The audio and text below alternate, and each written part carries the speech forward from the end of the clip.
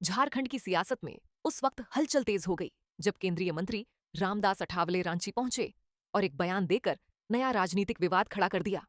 उनके बयान के बाद सत्ता पक्ष और विपक्ष दोनों ओर से तीखी प्रतिक्रियाएं सामने आने लगीं।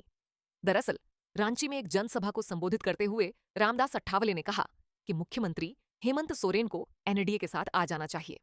उनका तर्क था कि गुरुजी शिबू सोरेन और उनका पुराना रिश्ता रहा है, इसी नाते हेमंत सोरेन को बीजेपी के साथ आकर काम करना चाहिए। अठावले ने यह भी कहा कि अगर हेमंत सोरेन एनडीए के साथ आते हैं तो राज्य को ज्यादा फंड मिलेगा और झारखंड का विकास तेजी से हो सकेगा।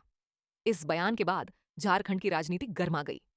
झारखंड मुक्ति मोर्चा ने अठावले के बयान पर कड़ा पलटवार किया। जेएमएम के केंद्रीय महासचिव सुप्रियो भट्टाचार्य ने कहा कि एक संवैधानिक पद पर बैठे केंद्रीय मंत्री इस तरह का बयान देकर राज्य सरकार को धमकाने और ब्लैकमेल करने की कोशिश कर रहे हैं। उन्होंने आरोप लगाया कि छात्रवृत्ति के बकाया पैसे को लेकर दबाव बनाया जा रहा है। आचार्य ने यहां तक कह दिया कि रामदास अठावले राजनीतिक सर्कस के जोकर की तरह बयान दे रहे हैं। जेएमएम का कहना है कि केंद्र सरकार को बयानबाजी के बजाय राज्य का बकाया फंड जारी करना चाहिए। वहीं कांग्रेस ने भी इस बयान पर अपनी प्रतिक्रिया दी है। कांग्रेस प्रदेश अध्यक्ष केशव महतो कमलेश ने साफ कहा कि मुख्यमंत्री हेमंत सोरेन पहले ही अपना फैसला कर चुके हैं और वह इंडिया गठबंधन के साथ हैं। उन्होंने कहा कि झारखंड में विकास कार्य चल रहे हैं और बिना एनडीए के भी सरकार अपना काम कर रही है। कांग्रेस का दावा है कि हेमंत सोरेन को पहले भी ऐसे ऑफर मिल चुके हैं, लेकिन उन्होंने हर बार उन्हें ठुकराया है और आगे भी उनका फैसला यही रहेगा। छात्रवृत्ति को लेकर कांग्रेस ने कहा कि पार्टी लगातार प्रयास कर रही है ताकि बच्चों को उनका पैसा मिल सके।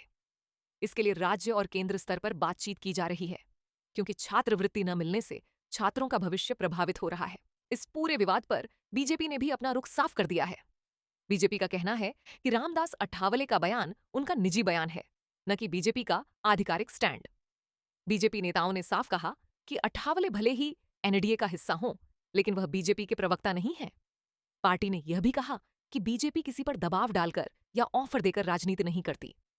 बीजेपी की ओर से यह भी स्पष्ट किया गया कि झारखंड में सरकार बदलने या जेएमएम के साथ गठबंधन को लेकर जो कयास लगाए जा रहे थे, उनमें कोई सच्चाई नहीं है।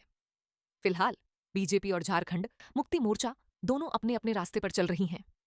कुल मिलाकर रामदास अठावले के एक बयान ने झारखंड की राजनीति में हलचल जरूर पैदा की, लेकिन बीजेपी के रुख और सत्ताधारी दल की प्रतिक्रियाओं के बाद यह साफ हो गया है कि निकट भविष्य में बीजेपी और जेएमएम के साथ आने की कोई संभावना नहीं दिखती।